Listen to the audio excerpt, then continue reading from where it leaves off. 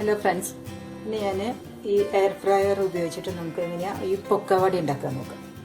അപ്പോൾ അതിനായിട്ട് നമ്മൾ അതൊരു പാത്രം എടുത്തിട്ട് അതിലേക്ക് ഇതുകൊണ്ടൊരു പാത്രം കടലമാവിൻ്റെ പൊടി,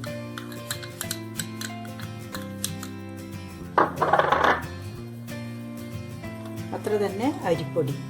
ഈ അരിപ്പൊടി ഒന്ന് വറുത്തതാണ് കേട്ടോ, വാങ്ങിയ അരിപ്പൊടിയാണിത്, കുറച്ച് നൈസായിട്ടുള്ള പൊടിയാണ്.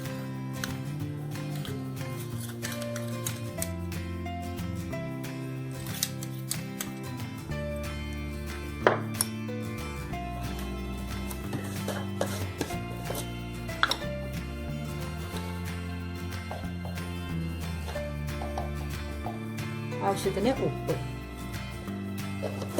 പിങ്ക് സോൾട്ടാണ്.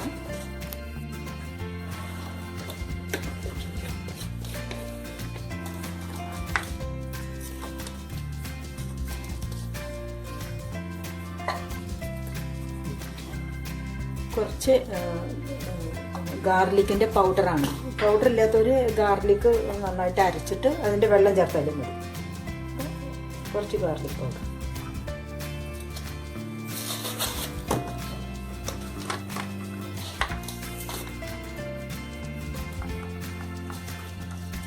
ഒരു സാധനം വേണ്ടിയിട്ട് കുറച്ച് ഒരു നുള്ള ജിഞ്ചർ പൗഡർ,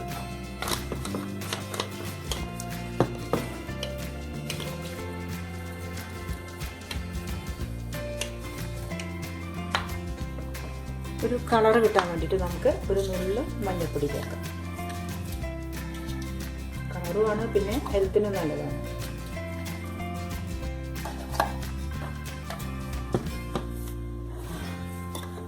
എല്ലാം കൂടി മിക്സ് ചെയ്യുക. ഇതിലേക്ക് കുറച്ച് മുളക് പൊടി ചേർക്കാം. ഇത് കാശ്മീരി മുളക് പൊടിയാണ്.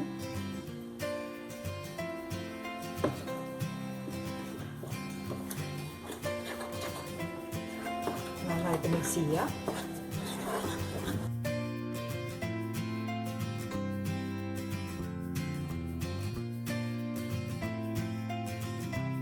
കുറച്ച് ക്വാണ്ടിറ്റിയിൽ ഉണ്ടാക്കുന്നത്.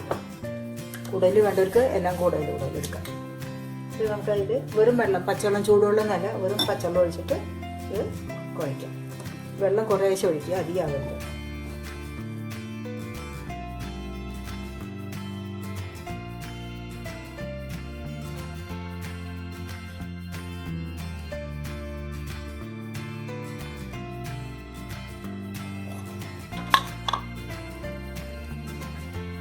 കുഴക്കുമ്പോൾ നമുക്ക് ഒരു സ്പൂൺ എണ്ണ വേണമെന്നൊന്നുമില്ല, പക്ഷേ ഒരു സ്പൂൺ എന്തെങ്കിലും ഒലിവ് ഓയിലാണ് ഞാൻ ചേർത്തിട്ട് ചേർക്കാം, ഒരു സോഫ്റ്റ്നെസ് കിട്ടാൻ വേണ്ടിയിട്ട്.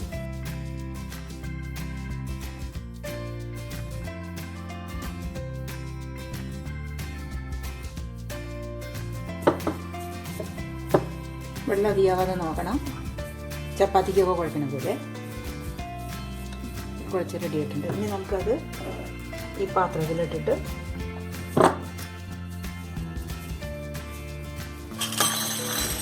ഈ പക്കോടയുടെ ചില്ലാണ് ഇതിലിട്ടേക്കുന്നത്.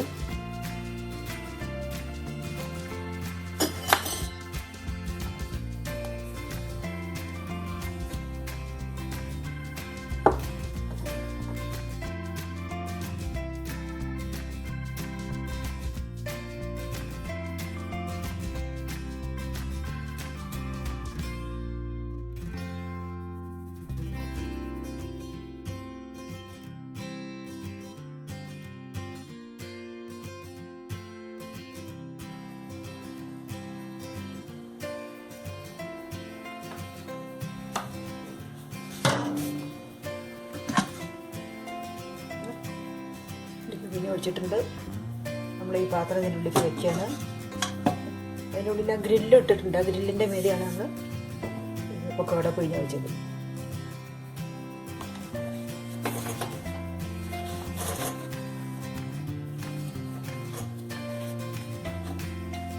ഈ എയർ ഫ്രൈയിങ് ലിഡ് കൊണ്ട് നമുക്കത് അടയ്ക്കാം.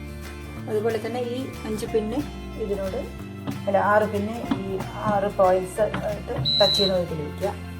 അടച്ചു. അത് കഴിഞ്ഞിട്ട് ഇലക്ട്രിസിറ്റി പ്ലഗ് ഓൺ ചെയ്തിട്ടുണ്ട്. ഇലക്ട്രിസിറ്റി വന്നു തുടങ്ങി. നമുക്ക് എയർ ഫ്രൈ എന്നുള്ളത് ഓണാക്കുക. ഇതിനും ടൈമർ 10 മിനിറ്റേ വെക്കണ്ടേ. 20 കാണിക്കുന്നത്, 10 ആക്കണം.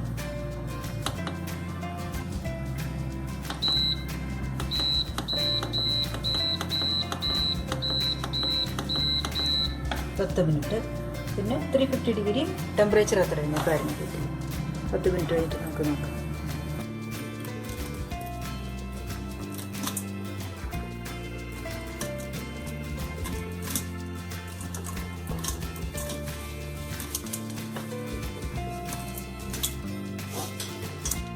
ഒക്കെ അവിടെ ശരിയായിട്ട് കിട്ടിയിട്ടുണ്ട്, നന്നായിട്ടായിട്ടുണ്ട്. 10 മിനിറ്റ് തന്നെയാണ്. ഇതിപ്പോൾ നമ്മളൊന്ന് കവറ്റി പിടിച്ചിട്ടൊന്ന് തട്ടിക്കഴിഞ്ഞാൽ അതെല്ലാം അങ്ങനെ വിടും.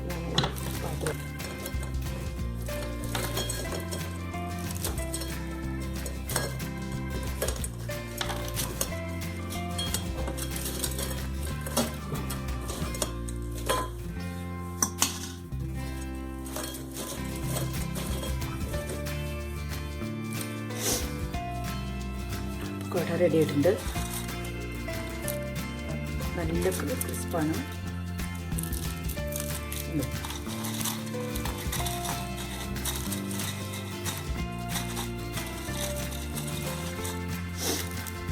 ഇപ്പോൾ ഇത് നമുക്ക് കുറച്ച് എണ്ണ ഇങ്ങനെ ബ്രഷ് ചെയ്ത് കൊടുക്കാം. അപ്പോൾ ഒരു ഷൈനിങ് കിട്ടും. അപ്പോൾ ഡീപ്പ് ഫ്രൈ ചെയ്യാതെ അധികം എണ്ണ ഉപയോഗിക്കാതെ നമുക്ക് പക്കോട ഉണ്ടാക്കി കഴിക്കാൻ പറ്റും. ഓക്കെ, ഇതിൽ കറിവേപ്പിലൊക്കെ അരച്ചത് ചേർക്കാം.